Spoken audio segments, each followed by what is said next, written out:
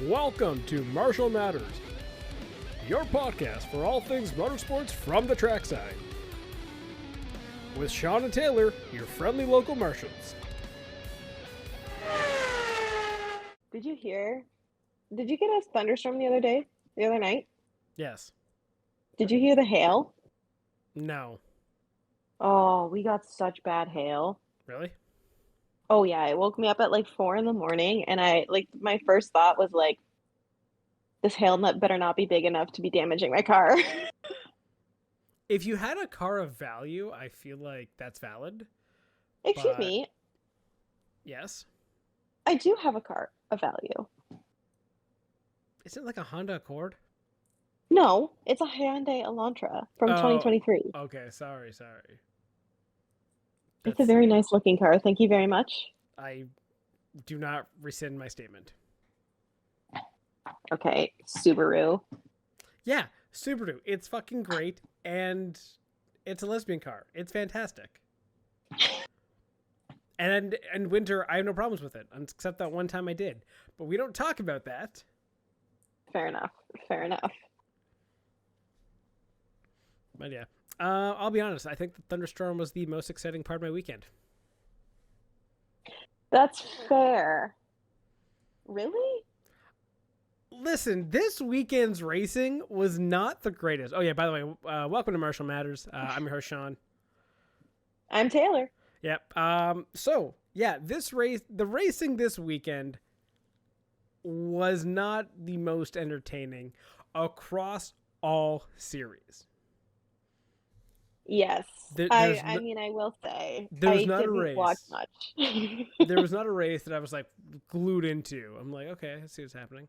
Okay. Mm-hmm. There were parts of it that were interesting that we're going to talk about, 100%. But overall, they weren't like thrilling races. No. So, yeah. Unfortunate, I will say, that we had not thrilling races, and we go into a prolonged break for F1 now, for Indycar, and even NASCAR gets a week off. So we actually have nothing this weekend to look forward to. So no. No predictions this week. Kind of sucks, but we can still talk about what we can talk about. We got talking about the races this week. Taylor, you have a new segment you want to try out, and I think we have a flag maybe of the week, and we'll just see where this conversation takes us. So, to begin, what race would you want to start with? Do we want to start with NASCAR? I mean, because the only point that I have is that you were right. That's valid. 100%. I was right, sort of. I had the wrong Hendrick car. I picked Byron. But you said a Hendrick. I did. So Chase Elliott gets a win, and honestly, that's good for him. He has never really been historically a early season kind of winner. He's usually been more to a mid to late season kind of guy. So he got the win. He kind of went a little off strategy, went with a bold, I think, early pit strategy call. That paid off for him, and I think he cycled to the front. Track position at Martinsville matters so much. And yeah, was able to hold on and get his first win of the year. I mean, I think, is that Chevy's first win, I think, also for NASCAR? Actually, yes, season? I believe so. So, I mean, I just gotta see who won. Yeah, it's all been, it's either Reddick, Hamlin, or Blaney. Yeah, so that's the first Chevy win of the year. So that's also the first win for the new Chevy body. So way to go for Chase Elliott with that. Denny Hamlin came second, Hamlin's looking strong. Honestly, all the 2311 guys and the 11 have looked so good this year. They have. Dare I say, could it be Denny's year? Should I start this now? But no, I don't think that's unreasonable. It could be, but they do look strong. I don't know. Maybe wouldn't it be wild if it came down to Denny and Reddick at the end of the year? Like, here's the awesome thing with NASCAR, right? points matter again, and you can actually look at the standings and take something away. Like Chase Elliott with that win is 4th in points. He's had a very quiet, consistent start to the season. Gets his first win, 4th in points. Blaney also another winner, 2nd in points. Hamlin's 3rd, and Reddick is 1st. So all your winners are still 1, 2, 3, 4 in points. I think that's how you want it to be. Shocker in points is Ty Gibbs. Yeah. And I want to say he had a great race also. He came 4th.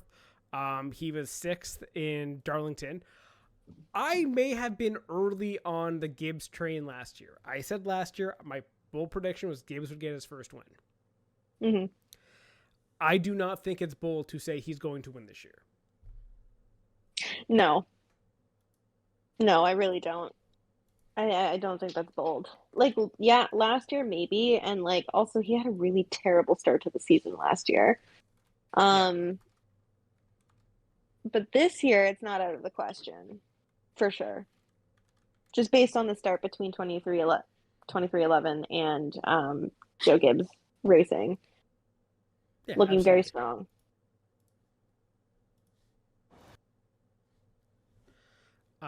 So yeah, that's honestly, I don't have a whole bunch to talk about NASCAR. In terms of Martinsville, it isn't the greatest track in terms of racing. It is very single file. You get runs, you get laps down. I will say, I think my biggest thing watching this race is, I again, disdain for cautions for stage breaks, because the race only really begins in the last stage. As long as you stay on the lead lap and do everything right, you're fine. And it's annoying to me that we still have this, and I think fans are getting really tired of the caution breaks for stages. I hope that's the next reversal NASCAR makes in the future. Hopefully. One can only hope. I mean, they've done other things, so hopefully. I mean, restructuring the playoff format, I think, is a start. Yeah. But I think it's not out of the question that NASCAR is going to introduce more changes based on like fan feedback. So we'll see. Yeah, exactly. So anyway, that's all we got for I guess NASCAR this week. Do you want to talk IndyCar? Or you want to talk F1? Because sure, we can go with. Go. What do you think? You make your pick. I was gonna say we can go IndyCar. I mean, Palou won.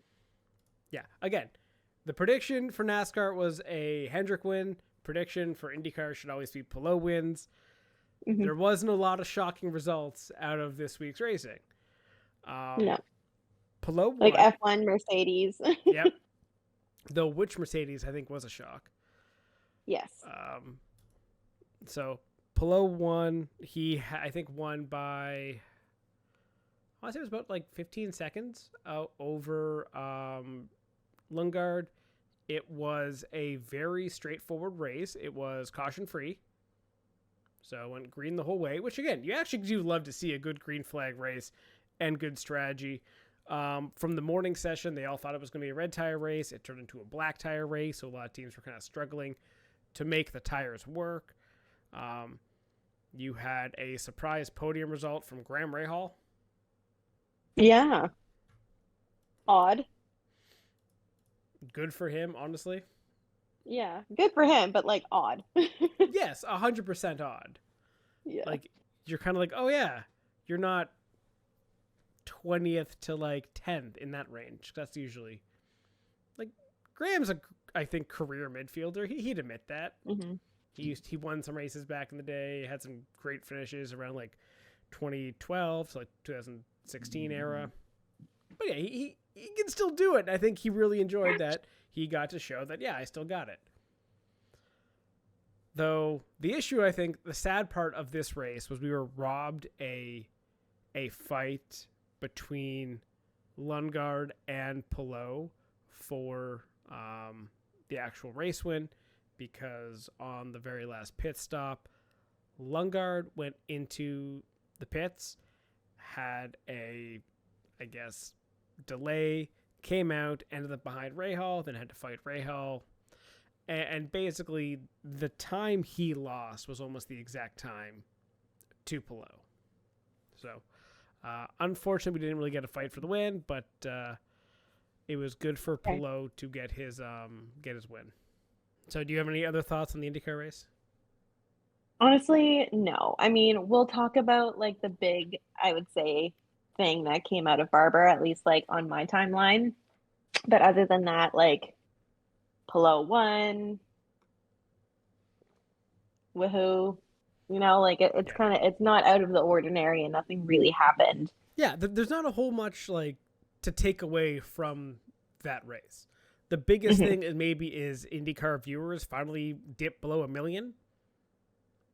Wow. Oh, they hit 900 and something thousand. Whoop-de-doo. But listen, it's fine. A 900,000 for IndyCar 10 years ago would have been a miracle. So taking it now, yeah, it dipped, but you know what? They've had a good start to the season. Yeah, for like the first dip of the season to be what, like the fourth race? It's not that bad. Yeah, and considering that like they were scrounging for 900,000 viewers a couple of years ago. There was no promotion for this race. Like, yeah, they did not do a lot. No, it's just like, oh yeah, here's Barber. Yeah, and when they did, I would say like it was Instagram and maybe like a day before practice started. So it's like you weren't really promoting that.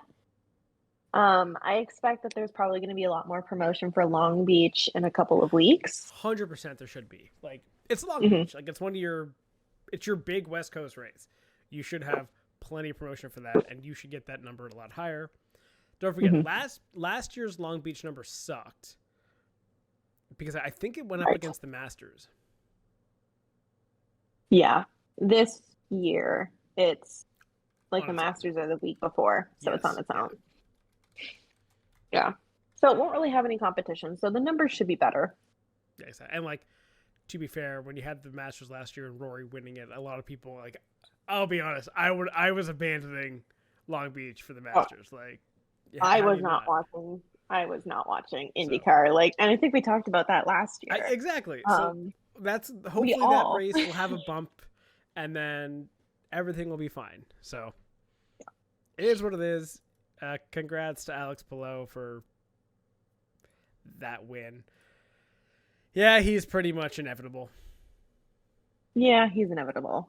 Yeah. Speaking of inevitable, let's talk F1. Because I feel like, again, you were right about something, and Mercedes is becoming inevitable this season. Yeah, that's bullshit. They're not cheating. I will say, they are not cheating.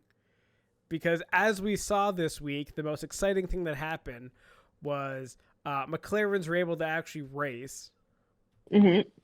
Piastri finally gets his race in and gets a podium. Wow. Who would have thought? Who would have thought? I liked his post-race message. It was like, oh, I guess when we actually run these things, we're pretty fast. Kind of funny. Kind of on the nose. Really good for Oscar. So yeah, very good for Oscar. Tongue in cheek as always, but I mean, like, it's nice to see that he actually like left the garage this week. Did you stay up to watch this race? No. God, you're a coward, sir. What are we even talking about? I am a 1 a.m. start. Only a 1 a.m. start. I was tired. I am a grandma.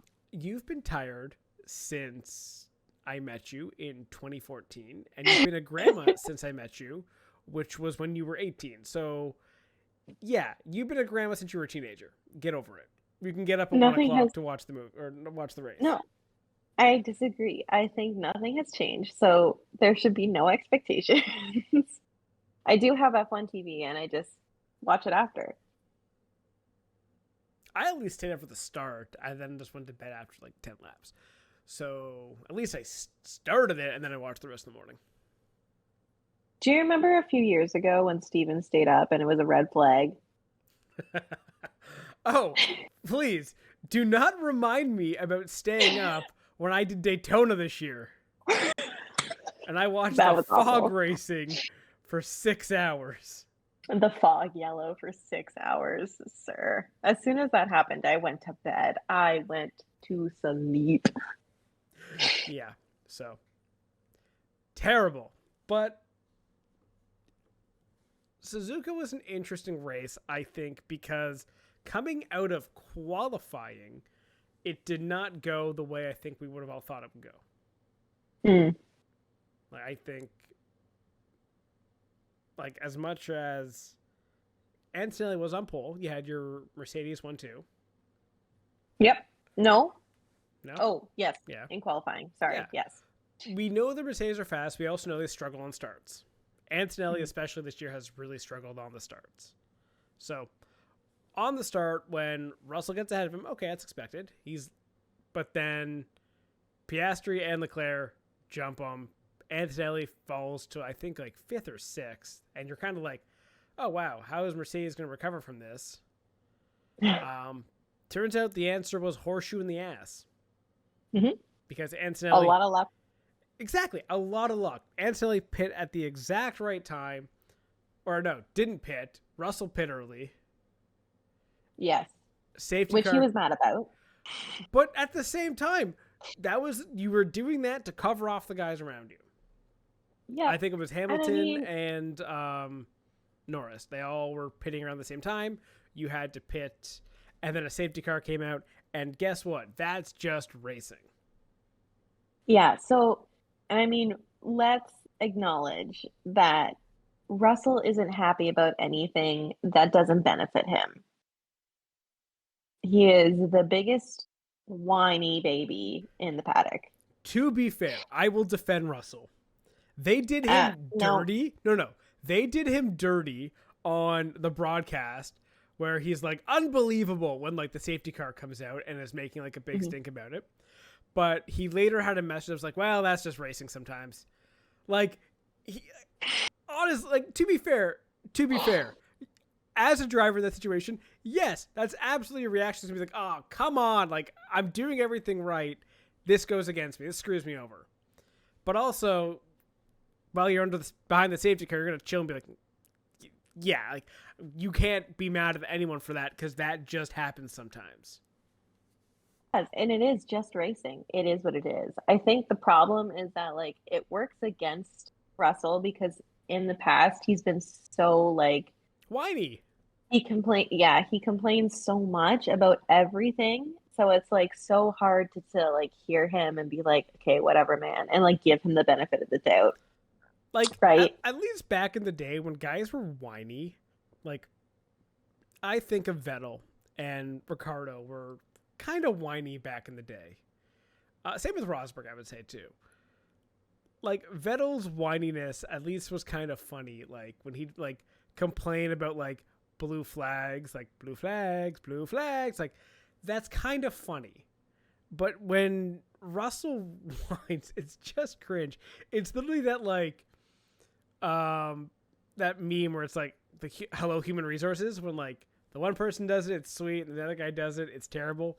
That is exactly what it's like. It's like Russell is the hello human resources side of it.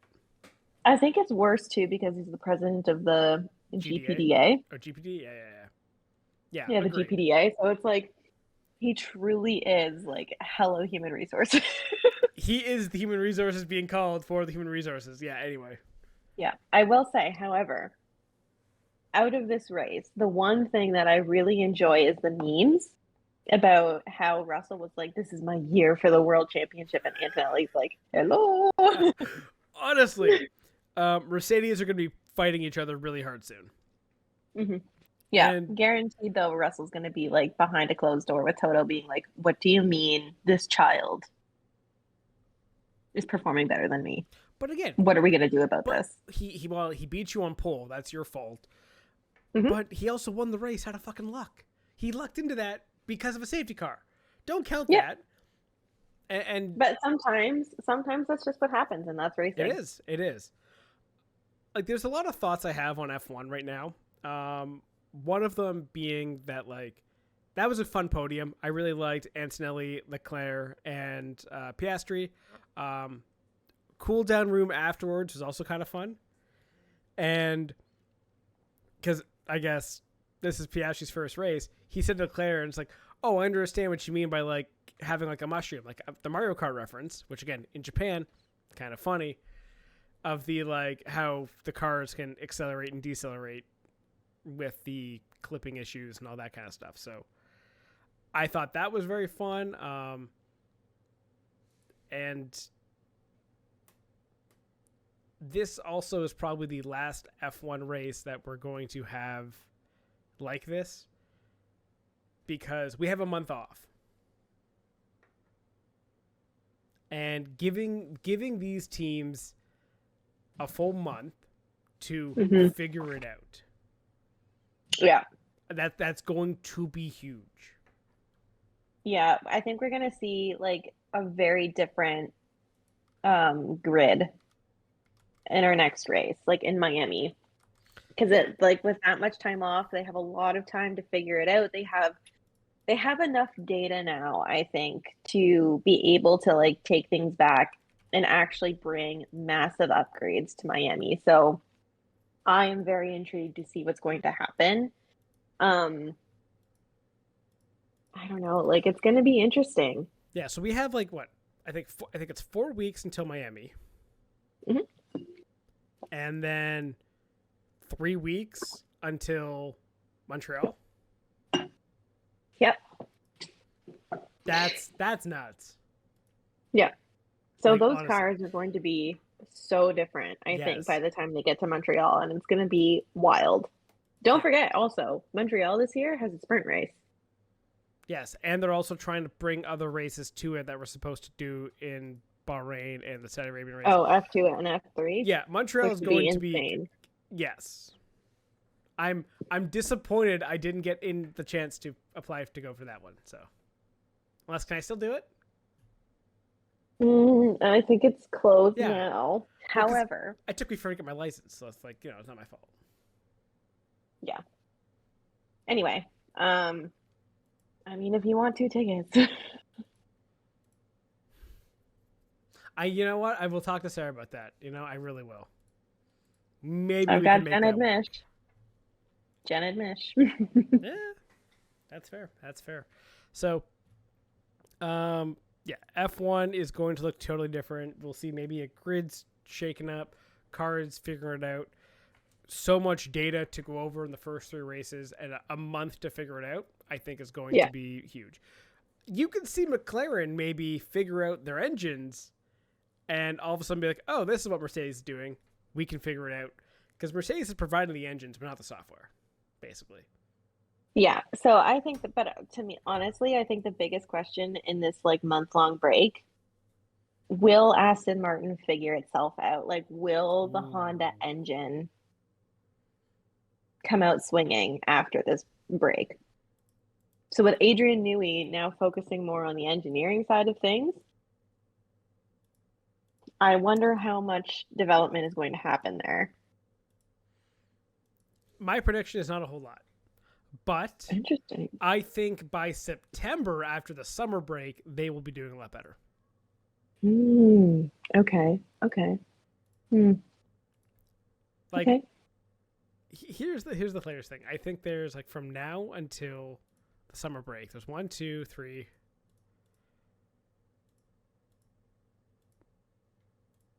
7 races until the summer break.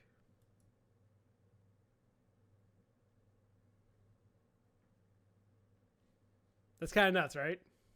That's so nuts. Yeah. So you have Miami, Canada, Monaco, Spain, Austria, Great Britain, Belgium, Hungary. Okay, so 8 races. 8 races until the break. And then you have a break from Hungary to Netherlands, and then everything else through to the end of the race. That's wild. Yeah, there's more races in the summer break, after the summer break, than we have until the summer break now. Yeah. Like, this break in the calendar is fascinating for F1. Honestly, F1 could maybe do with more breaks in the calendar. I agree. Like, do we really need to pack, like, what is it, 22 races? Is it? Like 24? Yeah. Go back to 20. Honestly, go back to 20. Yeah, like, put some more breaks. Like, give them time to develop, because it brings it's so much more interesting when you can see the development of a car throughout the season, and when they Yes. don't have time to do it, it just prolongs a crappy product. You know, you could argue that F1 is currently in its enshittification phase. Yep. It is. Like, it is. F1 is at this place where teams cannot develop over a season because it's all just as fast as it can go. You have these regulations that no one likes. That's not fun. They are chasing a race in whatever country can give them money and not necessarily what actually provides good racing. They're going after this Netflix audience that they captured from 2020. That's half a decade ago. And they're not, I think they're losing momentum as a series, especially when you look globally at other series like WEC, like IMSA. IndyCar is doing better. NASCAR is moving in the right direction with their changes. Like, to say enshittification of F1, I don't think is that far off. I don't think so. And to go even further with that, like, let's go into your next segment, because I think there's stuff to talk about that. So you can take us away with your next segment, and then we'll go into more of this theory of mine that I'm having of the enshittification of F1. Okay, so our next segment. So it's a little bit new, but over the weekend, I think we saw a number of kind of really big incidents come out. There was 3 big ones. So I'm introducing a new segment called Incident Rewind. So I want us to kind of take a moment. Let's talk about what happened and, some reflections on the situations. So the first one that let's talk about the ones we have lined up. So we have the okay. crash that delayed the F1 race to talk about. Yep. Porsche Cup race. Yep. We have the Scott McLaughlin practice crash in IndyCar and Behrman's F1 crash. I thought we could include the NASCAR pileup at Martinsville in the O'Reilly series. That one I think just doesn't make the cut. There was a pileup that literally they had, I think, like 15 cars involved because they blocked the entire track. They had to red flag the race. You actually had a red flag at Martinsville. So. Wow, honorable mention. That is wild. But I don't think it makes the cut for major. No, I think because anomaly, also, but it's not a major one you have to talk about. It's an anomaly, but it's also like a NASCAR. It's such a NASCAR thing. You know what I mean? Like, it's not like out of the question for that to happen. It just doesn't happen very often. 100%. But honorable mention. So I was thinking, like, let's start with the Porsche Carrera Cup race because Fucking I think nuts. That may be one of the scariest accidents I have ever seen since the car hit the Marshal stand. Did it hit the Marshal stand? A few years ago, there was a car that hit Marshal stand and killed the Marshal. But since then, this was probably the scariest one that I've seen. No injuries, remarkably. Nobody was injured, including the driver. No. I will say for this one, testament to great track safety design. Mm-hmm. You have your runoff, you have your barrier, you have your catch fence, and you have your barrier behind that for fans. Yeah. And the car went over the catch fence barrier, but it was short of that, I guess, fan barrier. Mm-hmm. And that's where you essentially want cars to go if there is a failure of the catch fence. Like, you don't want a car going into the crowd, you don't want anything like that. Also, like, for the car itself, like, no tires flying into the crowd or stuff like that. Yeah, it was a pretty nasty one, I will say. Also very unfortunate because I think it's as they come through the hairpin there, the black car got hit by another car, broke its steering, and then when it went to take that turn, it didn't turn and clipped the back of that car, sending it spinning and then eventually over the fence. So unfortunate, no one at fault. Shit happens. And resulted in a spectacular looking crash. Hello, cat. And a delay of like 15 minutes to the F1 race. Because I remember watching that. I'm like, why? This is 1:00 in the morning. This isn't live yet. What the hell? Like, are we not live? Like, why are we not starting the race? Yeah. And like for a crash to be that, like, you have a barrel roll and then for the car to catch a lip to then send it over the catch fence, like it's so wild. It is so wild, but thankfully nobody was hurt Yeah. because I think like when you watch something like that, the first thing you think is like, is the driver like alive? I But I mean, think I it's don't also a think that because testament I to just assume how, like everything's safe now. But yeah, it's fair. but we can't assume that everything is safe. Sean, you're a marshal. This is what they tell you day one. Yeah. But like, you check on him and you everything. Like, obviously, you do your stuff as a marshal, 100%. But at the same time, Sir, I'm not going to this thinking like he's dead. sir, What? literally day one. Day one, rule The one is don't turn your first, back to the track. That's number one. yes, and then it's like, remember that this is a very dangerous sport. Anything can Absolutely, happen, and 100%, people can die. 100%. Doesn't mean. Anyway, Listen, I watch series where there's way more sketchy shit than a Porsche Cup, which is one of the most sturdy built cars in the world. true. Let's not Anyway, forget it's a that clip testament years to ago of the how one sturdy. Porsche Cup ending up on top of the other one. Perfectly fine. Oh, true. Oh, okay. Well, again, it's a testament to how sturdy those cars are. But anyway, Porsche Cup cars are crazy fucking crash. awesome. Yeah, crazy crash. So that was the first one that I kind of saw on my feed. The second one was Scott McLaughlin's crash in practice. What? Yeah, that was nuts. He just dropped a wheel in the grass, Mhm. spun it, went ass first through a barrier. Through the catch fence. Well, it's like the gap between the fence and the barrier he hit. And it just Yeah, made he still went everything so much worse. through the No, fence. 100%. It was So, That was wild. Like the velocity of that crash was a lot. And yes. again, thankfully he's okay. I, But I wonder if they're wow, going to make changes to how that barrier is set up in that corner. they probably will. Yeah, They probably because if, will. Like knowing IndyCar, they will. well, but even just Barber, because Barber, I think, is predominantly a bike course. What if a biker goes off there? He's decapitated. Like, And bikes, yes. I can't with I them. know. I really can't. Oh, but yes, Like, absolutely. they definitely have to fix some things so there is no gap between the barrier and the fence that can be found like that. Mhm. Obviously, it's a great thing. No one's hurt. Again, testament to safety. Um, but again, we just have to look at these things and see what can be done better. Yeah. Suzuka, I don't necessarily know if a whole lot can be done better. Maybe a higher fence. Yeah. Like maybe, but Maybe. at the same time, it's such a freak accident. Like, what do you do with that? Like, Exactly. it's a series of like one in a millions Yes. that all happened at one time. So it's like, can you really plan for that? I don't know. Like, I don't think you can. Agreed. Like, you just can't. And Hmm. even the final crash to talk about, which is Behrman's crash. Hmm. The Behrman one, I think, gets a lot of play for this weekend, because it really fits whatever narrative you want in motorsports. Yeah, that's fair.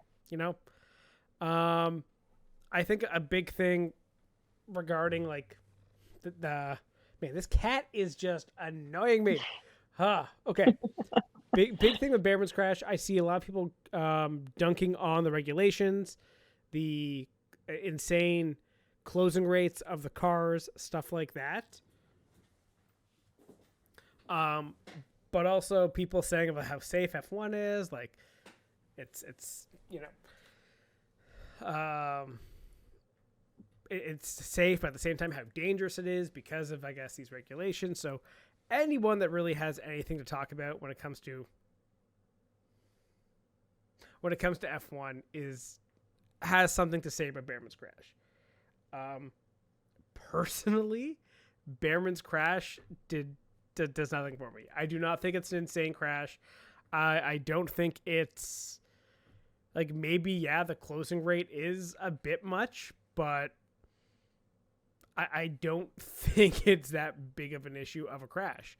And the biggest like racing incident. Yeah, like when I you didn't see it until I sent it to you, but the crash angle from the photographer's stand, which is like where the corner where like all the photographers are. That looks so pedestrian. Like as he comes out like the corner, I will say, dips a wheel in the grass, loses control, and just skids right into the barrier. You see that all the time on a track where some guy just loses control in the grass and just slides in the barrier. Yeah, hold on, I'm just watching it now. Like, yeah, it's a heavy hit, and like it's a 50G impact. Okay, 50 Gs as an impact it sounds scary, but it's also not even close to like the worst crashes you can have. Yeah, I mean, the thing.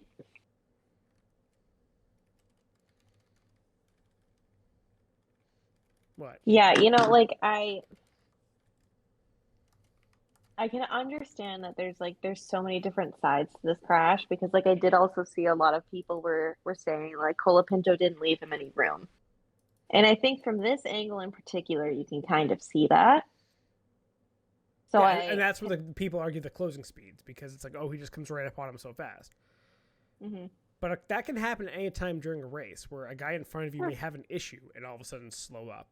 Like an engine will go. Like it's not something that is, I think, ridiculous. Yeah, that's fair.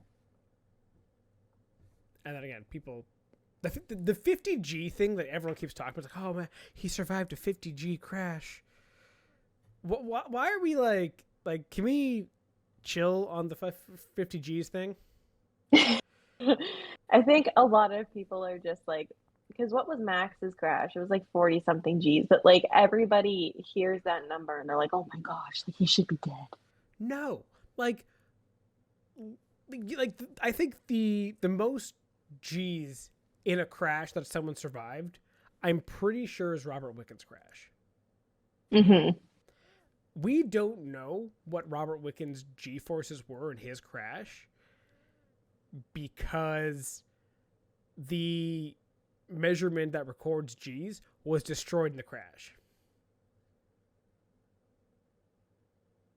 But wow. I think the estimates for Wickens, because all you can do is calculate it based on speed and force. I think the estimate for Wickens' crash is in like the 210s. Oh my gosh. Like I think the highest survived G crash, I think, was like 214, which was like Kenny Brack, where he hit the pole at I think it was Texas, maybe Las Vegas. He hit a pole, went spinning. It was like a 214 Gs. I'm 90% sure Wickens would actually be above that, because I was actually talking to Sarah with this for why Wickens' crash, I think, is a fascinating one in history of motorsports. Is the G forces were so intense, the Hans device did exactly what it did. Because like the Hans device, right? It's supposed to like take all the pressure off your neck and put it into your chest. Mm-hmm. So the G forces in the Hans device were so extreme that all the forces went into his chest and snapped his spine. Oh my gosh. Yeah, like that's insane fucking forces. That's crazy. Even to go like a step lower in terms of crashes and stuff, like I look at Indy and like Bourdais' qualifying crash Indy, that was over 100 Gs. So, which is again double what we're seeing here in these crashes. Like at a high speed F1 crash into barriers that are designed to take these impacts, you're going to get these, and it's not that bad. Yeah. Like, yeah. I think that wreck by Behrman into the wall, I saw a Trans Am car hit at turn 9 way harder, I think, in the summer. Yeah, and I think it's like a lot of people But like again, I feel like a lot of the time it's like the Drive to Survive fans who aren't necessarily familiar with like the normalness of an impact like that because it happens Yes. all the time in Yes. every single like series of racing, right? Back to the So, Enshittification of F1. Like, people are looking at this, and even F1 is like promoting this as like, oh wow, what a big hit! Like he's lucky. He's like just got a limp. It's like, shut the oh fuck my up. gosh. It's not that bad. He hit a wall. In racing, that happens. Like, it's the media Yeah, around F1 and what F1 promotes and puts out there itself drives me crazy now. yeah, and like that's so fair. And I think a lot of it, like Liberty Media, like the company that owns F1, I think has like truly destroyed itself in that way. Yeah. Where they're so like they're so eager to make a buck that they will like promote something that's so stupid. And I'm sure like even Ollie is probably looking at this being like it wasn't that bad. Yes. Hmm. But again, he's going to be the way I think a lot of drivers are looking at this. There was like, oh my gosh, it's so dangerous. He's closing speed. It's like, what if he went up, hit him in the back, like break? Just break.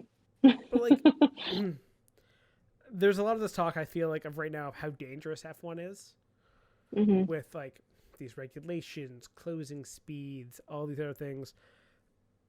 The show itself, which I think people care the most about, which is not just on track racing, but the entire circus of F1 Hmm. has been damaged in not just this year, but I think in the last couple of years.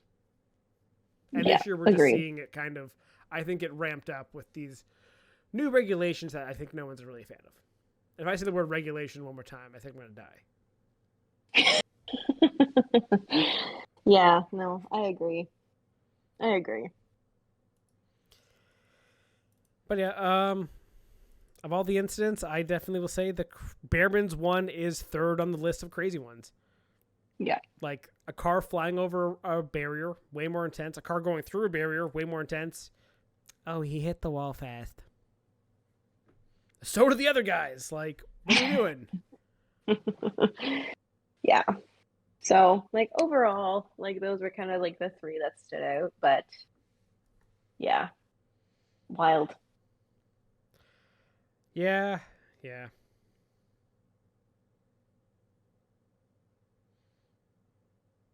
Like, I'm pretty sure the corner where Behrman went off is actually the same corner where the car flipped over the fence. Yeah, I think you're right. Yeah. Like, Yeah. it, in terms of worst incidents in a corner, that was not, Behrman's wasn't even the worst in the weekend. It wasn't even the worst of the weekend. No, that is so, so true. Um, stuff happens. Just thankfully everyone was okay. Yes, thankfully everyone's okay. Anyway, moving on. Speaking of people I wish were not okay, I have a black flag of the week to give out. Okay, I go know ahead. we don't have a lot of flags, but I want to give one out. And that's to motherfuckers in like iRacing and like sim racing, specifically in endurance racing. Hmm. So the 12-hour of Sebring was this weekend in iRacing. Did that. It was fun. I'm still recovering, I think, from it like 4 days later. It is whatever. But the people who just flash lights the entire time they're behind you. And like, so my split was such a low split that we were only GT3 cars. There's no faster cars. It's all just Hmm. GT3s. Just because we had an incident and are below in laps does not mean you get to then flash me that I have to let you by when I get to pull away from you. That's not how this works. And like, listen, it really annoys me in like endurance racing. People are like, move out of the way, please. It's like, how about you? No. Like, I'm not fighting you. I'm not actively, but like, I'm not putting up a fight to defend. I'm running my line. I'm running my line faster than you. That's not my I problem. Oh my gosh. People really do be like so annoying. Ugh. I think honestly they need to ban the flashy light button. I think in like what are we doing? What are we doing? It's just annoying. And here's the thing: if you're faster than me and I know you're coming, and you get by me, maybe you give a light, like one flash as you're coming up. Okay, that's cool because you're probably significantly faster. Yeah. If you're not faster than me and you're like 2 seconds behind me and you're flashing all this time, and then if you actually do finally like catch up to me, say I made a mistake, ran off or something, I may give you a hard time. I may not make it easy for you to pass because you're being a dick with the fucking flashy lights. So I feel like that's totally fair. That's so valid. My black flag of the week is all fuckers in iRacing and endurance racing that spam the flashing front lights button all the time. Get yourself checked. Stop it. Get some help. Exactly.